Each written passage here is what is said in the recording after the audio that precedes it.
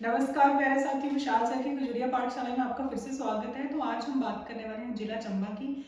तो इसमें आज थ्योरी पोर्शन भी रहने वाला है और एमसीक्यूज भी रहने वाले हैं, तो बहुत ही इंटरेस्टिंग सेशन होगा। सो आर यू गाइस रेडी? तो चलिए बिना किसी देरी के साथ सेशन की करते हैं शुरुआत। इससे पहले आप मुझे बताएंगे ये जो मंदिर है ये कहाँ पे स्थित है और कौन सी माता का है? ठीक है, हाँ ये आपका टास्क है। चलिए अगली स्लाइड पे चलते हैं। हाँ, तो आज हम बात करने वाले हैं जिला चंबा की।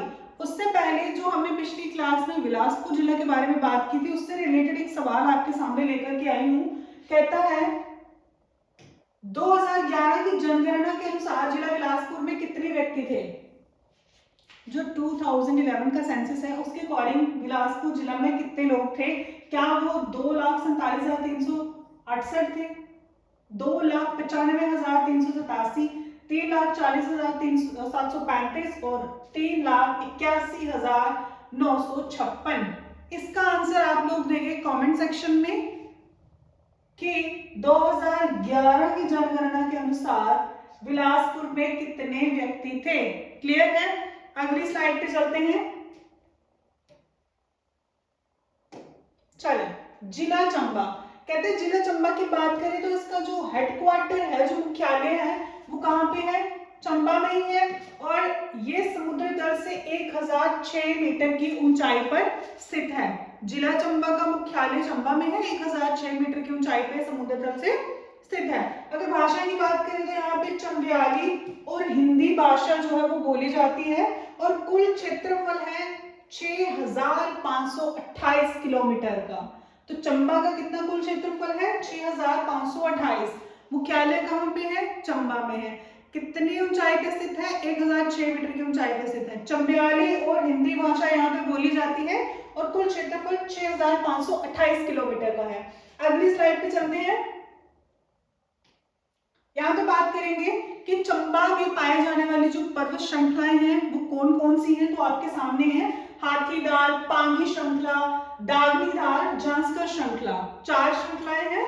हाथीदार जिसे हिम रहित खड्ड भी बोलते हैं, पांगी श्रृंखला, दागनीधार और जांस्कर श्रृंखला। 4 पर्वत श्रृंखलाएं जो कि जिला चंबा के अंदर आती है। नेक्स्ट वी हैव, कहते हैं चंबा जिला की ना 2 मुख्य नदियां हैं, चिनाब और रावी। क्लियर है? चिनाब और रावी जिला चंबा की 2 मुख्य नदियां हैं। अगर घाटी की बात करें तो चंद्रभागा घाटी जो है वो यहाँ पे पाई जाती है जिला चंबा में। अगली स्लाइड पे चलते हैं। अब बात आ गई एमसीक्यूज की। तो कहता है चंबा शहर में लक्ष्मी नारायण मंदिर का निर्माण किसने कराया था? लक्ष्मी नारायण मंदिर किसने बनवाया है जो चंबा में है? क्या वो साहिब वर्मन है, क्या वो भूरी वर्मन है, मेरू वर्मन है, जो मुशान वर्मन है? फटाफट से बताइए कमेंट सेक्शन में। चंबा में लक्ष्मी नारायण मंदिर का निर्माण किसने करवाया? साहिल वर्मन, भूरी वर्मन, मेरू वर्मन, मुशान वर्मन? तो ये आपका सही आंसर जाएगा साहिल वर्मन, ऑप्शन ए। क्लियर है? चंबा में लक्ष्मी नारायण मंदिर का निर्माण साहिल वर्मन ने करवाया। अगली स्लाइड पे चलते हैं। नेक्स्ट वी है चंबा में गौरी शंकर मंदिर का निर्माण किसने करवाया? पहले हमने बात करी लक्ष्मी नारायण की, अब हम बात करेंगे गौरी शंकर मंदिर की। तो क्या वो बटालू है, मेरी वर्मन है, ये वर्मन आएगा, ठीक है, जुंगकर वर्मन है, या फिर इनमें से कोई भी नहीं? देखिए ऑप्शन, बटालू, मेरू वर्मन, जुंगकर वर्मन, या फिर इनमें से कोई भी नहीं? बताइए। तो इसका आंसर क्या जाएगा आपका? मेरू वर्मन। नोट कर लीजिए। क्या इसका आंसर मेरू वर्मन जाएगा? नहीं, इसका आंसर जाएगा जुक्कर वर्मन।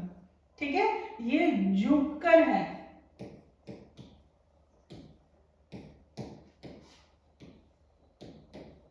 क्लियर है? चलिए नेक्स्ट चलते हैं। नेक्स्ट है निम्नलिखित में से कौन सी नदी पीर पंजाल और धौलाधार श्रेणी के बीच बहती है? इनमें से कौन सी नदी पीर पंजाल और धौलाधार श्रेणी के बीच बहती है? चिनाब है, व्यास है, रावी है, सतलज है? चिनाब है, व्यास है, रावी है, या फिर सतलज है?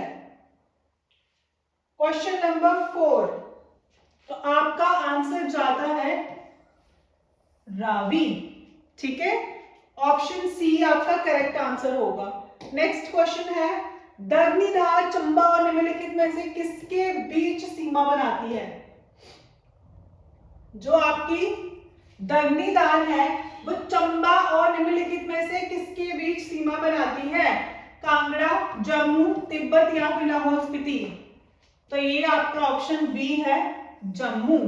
जो दग्निधार है ये चंबा और जम्मू के बीच जो है वो सीमा बनाती है।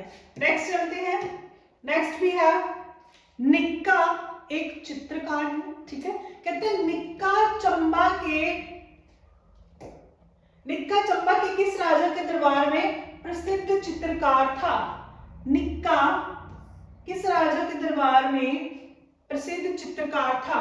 क्या वो दलेर सिंह है, उदय सिंह है, राज सिंह है, चरहत सिंह है? दलेर सिंह, उदय सिंह, राज सिंह, चरहत सिंह? सही ऑप्शन बताएं। तो आपका आंसर जाता है आपका option C, Raj Singh. Option C, Raj Singh.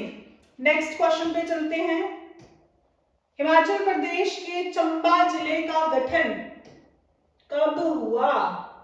Himachal Pradesh के चंबा जिले का गठन कब हुआ? सबसे इंपॉर्टेंट और सबसे आसान सवाल। 15 अप्रैल 1946, 15 अप्रैल 1947, 15 अप्रैल 1948 या फिर 15 अप्रैल 1940? तो बिल्कुल ही आसान सा सवाल है आपका। ऑप्शन सी, 15 अप्रैल 1948 को चंबा जिले का जो है वो गठन हुआ। अगली स्लाइड पे चलते हैं। नेक्स्ट हमारे पास क्वेश्चन है, बकलो नाम सैनिक छावनी कहाँ स्थित है? बकलो नाम सैनिक छावनी कहाँ स्थित है? क्या वो शिमला में है, पालमपुर में है, चंबा में है या फिर कुल्लू में है? बकलो नाम सैनिक छावनी कहाँ पे है? Option C, Chamba. ठीक है, ऑप्शन सी, चंबा। ये बकलो नाम की जो सैनिक छावनी है ना वो आपके चंबा में है। नेक्स्ट चलिए, चंबा के किस राजा राज सिंह और कांगड़ा के राजा संसार चंद ने सन 1788 में कहां पर संधि पर हस्ताक्षर किए थे? ठीक है, आपके राजा राज सिंह और कांगड़ा के राजा संसार चंद, इन दोनों के बीच में 1788 में एक संधि हुई है। वो संधि पे हस्ताक्षर किस जगह पे हुए हैं? ओके, पेन गिरा है, लगता है ये सवाल तुम्हारे पेपर में आने वाला है। ठीक है, शाहपुर, कांगड़ा, चंबा, नदौन, बताइए। तो ऑप्शन सी आपका करेक्ट आंसर है, चंबा इसका सही उत्तर होगा। ठीक है, अगली स्लाइड पे चलते हैं। नेक्स्ट क्वेश्चन है, अपनी पुत्री चंपावती के नाम पर शहर चंबा का नाम किसने रखा? सबसे आसान सवाल, सबसे इंपॉर्टेंट सवाल भी कह सकते हो। साहिल वर्मन, मेरू वर्मन, आदित्य वर्मन, बाला वर्मन? अपनी पुत्री चंपावती के नाम पर इस शहर का नाम रखा गया है, बताइए।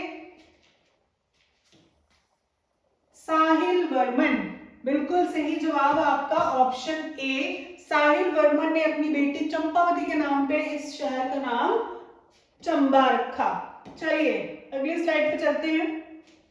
चंबा राज्य के संस्थापक कौन है? चंबा राज्य के संस्थापक कौन है? इस सवाल का जवाब देना आपने कमेंट सेक्शन में, और जिसका सही जवाब होगा उसका नेक्स्ट क्लास में नाम दिया जाएगा कि किसने सही उत्तर दिया है। तो मिलते हैं अगली क्लास में। और एक बात और, अगर आपको इस तरीके का सेशन चाहिए, थ्योरी के साथ साथ एमसीक्यूज भी चाहिए, तो हम इसी तरीके के सेशन लेकर के आएंगे। तो आप हमें कमेंट सेक्शन में बता सकते हैं अपनी राय, तो उसी अकॉर्डिंग हम आपकी क्लासेस लेकर के आएंगे। Thank you so much, all the very best. मिलते हैं अगली क्लास में, तब तक के लिए जय श्री राम।